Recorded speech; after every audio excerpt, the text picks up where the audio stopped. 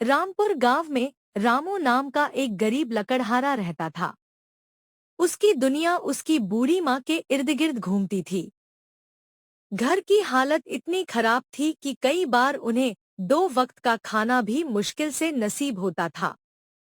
एक दिन सुबह रामू जंगल जाने की तैयारी कर रहा था। उसकी माँ चिंतित होकर उसे देख रही थी।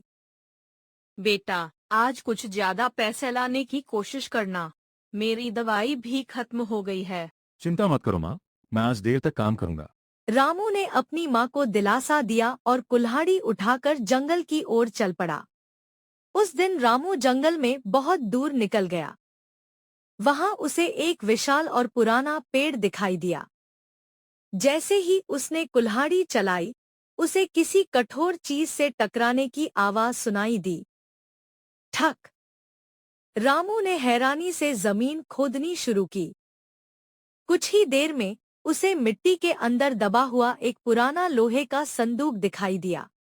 अरे, यह संदूक यहाँ कैसे आया? रामू ने संदूक खोलने की कोशिश की, लेकिन ताला नहीं खुला।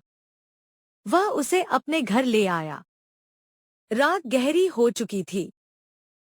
अचानक आधी रात को रामू की नींद खुल गई।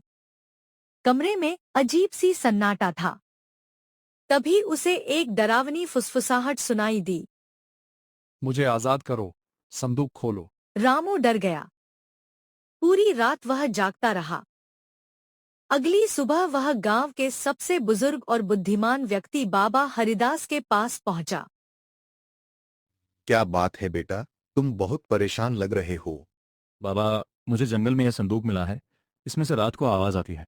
यह कोई साधारण संदूक नहीं है। कई साल पहले एक शक्तिशाली जादूगर ने एक खतरनाक जिन्न को ऐसे ही संदूक में कैद किया था। मेरी बात मानो, इसे कभी मत खोलना।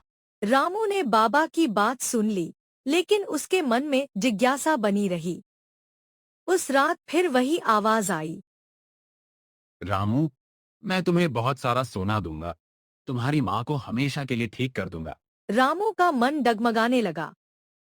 गरीबी और मां की बीमारी ने उसे कमजोर कर दिया। तीसरी रात वह खुद को रोक नहीं पाया। उसने संदूक का ताला तोड़ दिया। अचानक उसके सामने एक विशाल जिन्न प्रकट हो गया। धन्यवाद रामू, तुमने मुझे सदियों की कैद से आजाद कर दिया। तुम कौन हो? मैं वो जिन्न हूँ जिसे कई 100 साल पहले इस संदूक में कैद किया गया था। मैं तुम्हारी 3 इच्छाएं पूरी करूंगा। रामू की आंखों में उम्मीद की चमक आ गई। मेरी पहली इच्छा है कि मेरी माँ पूरी तरह स्वस्थ हो जाए। जैसी तुम्हारी इच्छा। जिन्न ने अपनी जादुई शक्ति का उपयोग किया। अगले ही दिन रामू की मां पूरी तरह स्वस्थ हो गई। रामू खुशी से झूम उठा। वीडियो पसंद आए तो लाइक, शेयर और सब्सक्राइब करना ना भूले। अपने दोस्तों के साथ भी शेयर करें। कमेंट करके बताएं कि आपको रामू की कहानी का कौन सा हिस्सा सबसे ज्यादा पसंद आया। बेल आइकन दबाना ना भूले ताकि आने वाले सभी 5 सबसे पहले देख सकें।